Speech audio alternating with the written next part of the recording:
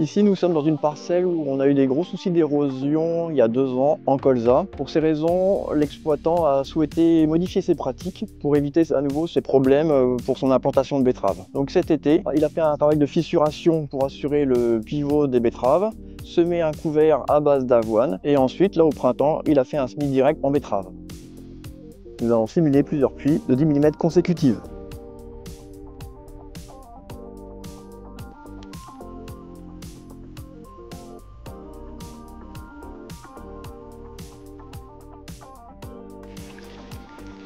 On en est à une 4e pluie de 10 mm.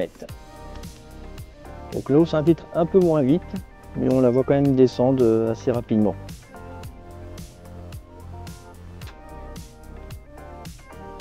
Et on va faire la 6e pluie.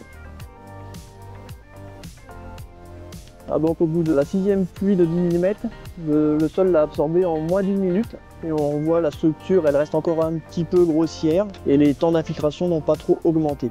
Donc l'eau rentre bien dans la parcelle. Là nous sommes dans une seconde parcelle qui connaît régulièrement des problèmes d'érosion. C'est une petite craie avec de la pente. Donc l'exploitant, pour réduire ce risque, a décidé de ne pas labourer avec un travail assez intensif pour la préparation de la terre à betterave. Donc on observe une structure plus fine et peu de résidus.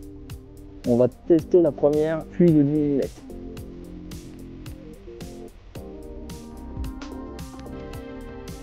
Donc la première simulation de 10 mm, on frôle les 5 minutes pour absorber.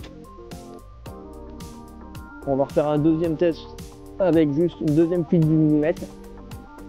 Le temps d'infiltration là est à nouveau entre 5 et 6 minutes. Donc en fait l'eau, on voit une reprise en masse en surface. L'eau qui n'arrive pas à s'infiltrer, elle va ruisseler et va prendre de la vitesse et créer des ravines et on va observer à nouveau de l'érosion. Donc ce qui est important, c'est d'avoir quand même des sols structurés qui permettent l'infiltration rapide de l'eau pour garder l'eau dans sa parcelle, garder son sol dans sa parcelle et garder sa fertilité dans sa parcelle.